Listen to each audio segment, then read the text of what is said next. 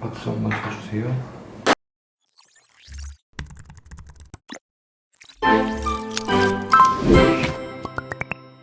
안녕하세요. 주식을 몰라도 돈이 되는 주식 정보 스탁앤스탁의 정수빈 연구원입니다.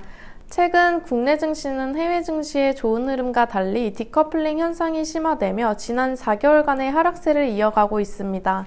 오늘 영상에서는 과연 국내 증시가 반등에 이어 상승 흐름을 만들어낼 수 있을지 전문가님의 분석 들어보려고 합니다.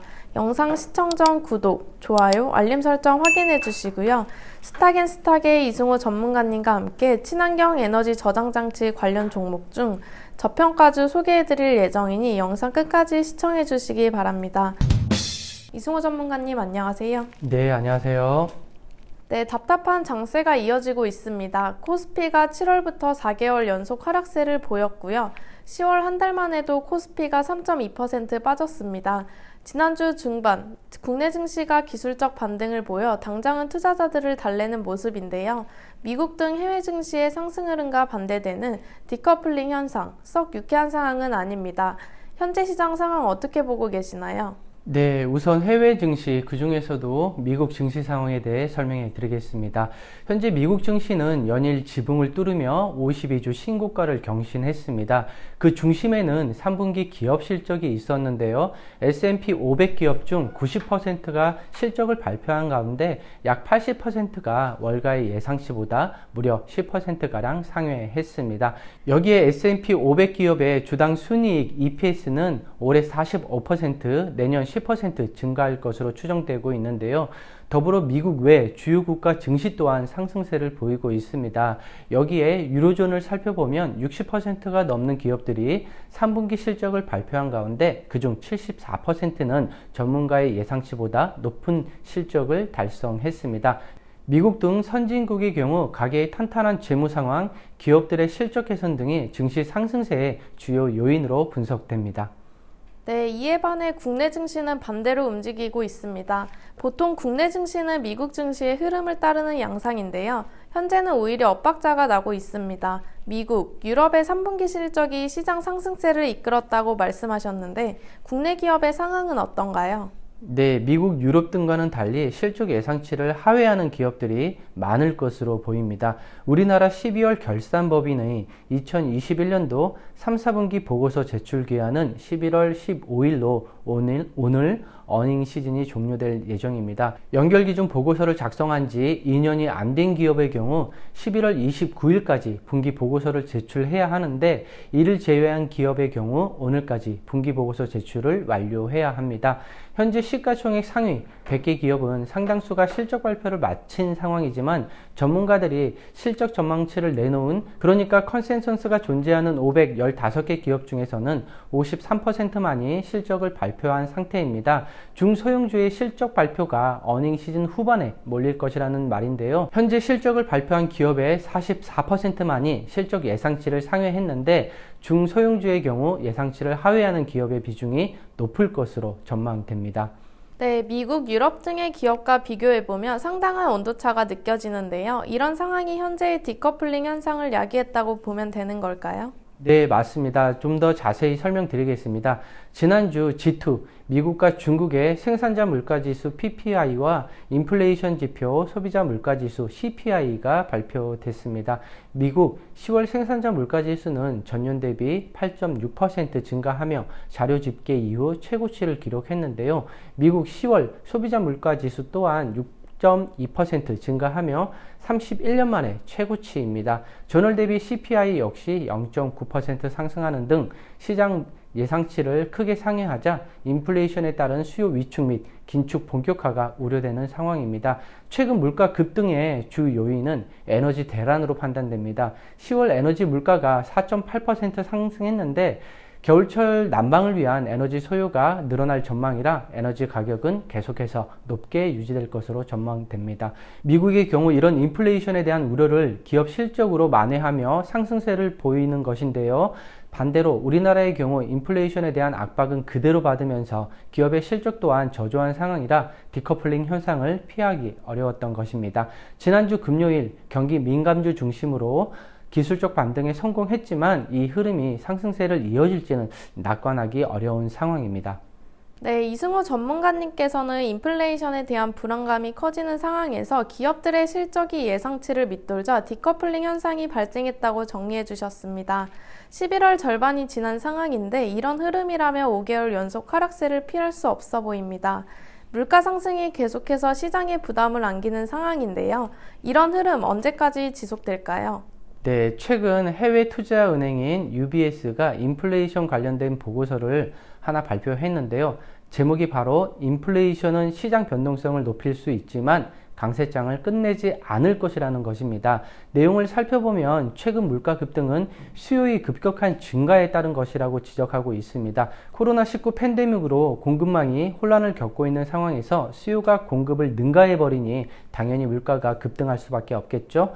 UBS는 내년까지 물가가 계속 상승할 것으로 전망했는데요. 이런 물가 압력은 2022년 하반기가 돼서야 서서히 완화되기 시작할 것이라고 예상했습니다. 추가로 에너지 가격의 경우 곧 안정세를 띨 것이라고 밝혔고요. 임금 또한 학교가 개학하면서 더 많은 미국인이 노동시장에 재진입해 안정화될 것이라고 보고했습니다. 마지막으로 주식 투자자들이 인플레이션에 대한 우려를 극복할 수 있다고 믿고 있으며 경기에 민감한 주식이 많은 시장, 그리고 에너지, 금융주, 물가 상승으로 대려 수혜를 보고 있는 종목을 매수하라고 권고했습니다.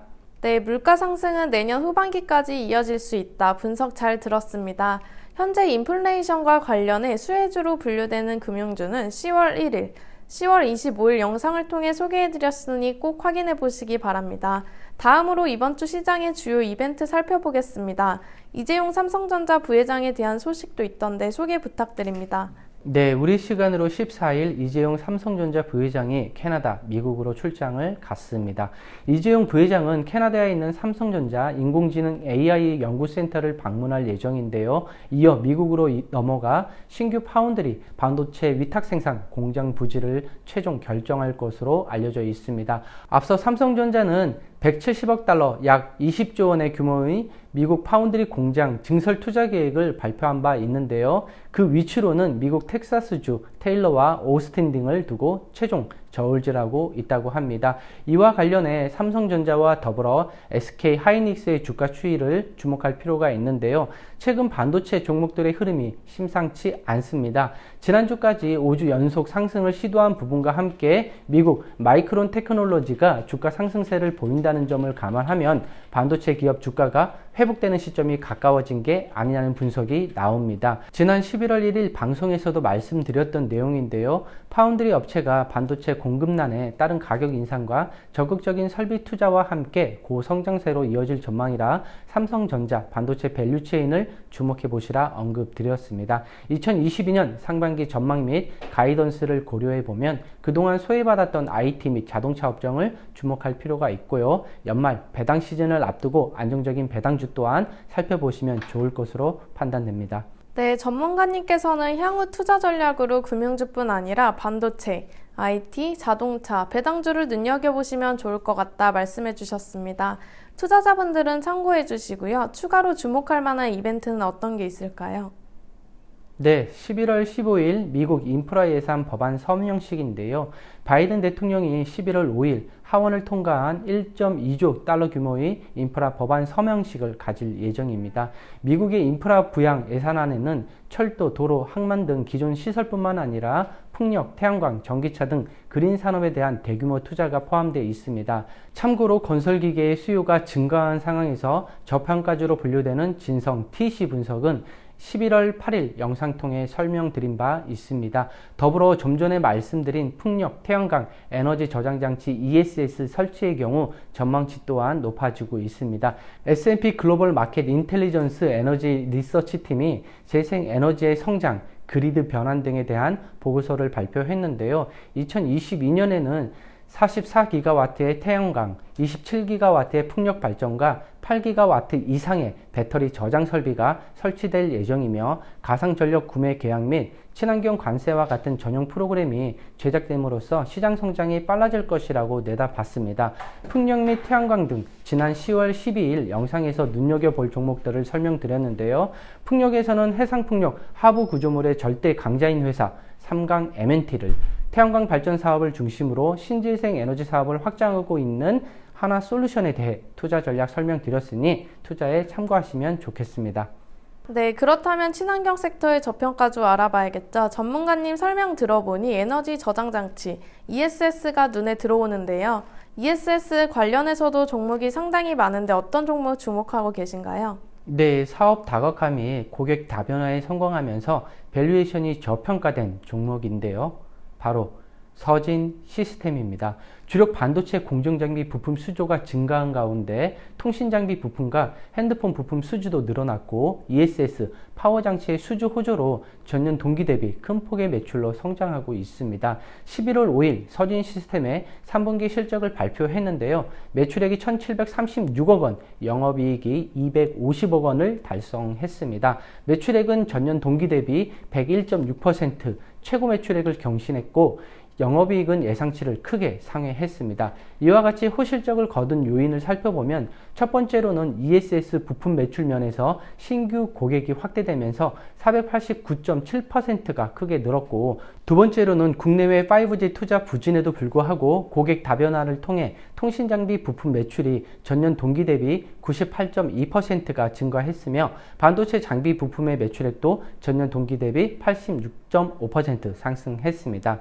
네, 전문가님은 ESS와 관련해 저평가주로 서진 시스템을 꼽아주셨는데요. 사업 및 고객 다변화를 진행하면서 저평가를 받게 된 경우인데 그 이후로 3분기 전 사업부, 특히 ESS 사업부의 매출이 급증하며 수익성이 개선된 점을 언급해 주셨습니다. 추가로 투자자들이 알아야 할 투자 포인트 설명해 주신다면 어떤 게 있을까요? 네, 현재 서진 시스템의 상황 살펴보면 5G 투자 부진에도 삼성전자의 글로벌 프로젝트 및 신규 기지국 장비 사업에 모두 참여하며 추가 고객사로 에릭슨을 확보한 점도 긍정적입니다. 또한 글로벌 에너지사인 플루언스와 본격적으로 거래를 시작하면서 지난해 대비 4배 이상 늘어난 규모의 ESS 공급 물량 확대로 사업 다각화에도 성공했습니다. 여기에 삼성 SDI향 전기차 배터리 케이스 물량이 늘어나며 2022년에는 전기차 모멘텀에 따른 기업 가치도 높아질 것으로 전망되고요. 4분기 실적 전망도 상당히 긍정적이니 서진 시스템 주의 깊게 살펴보시면 좋겠습니다.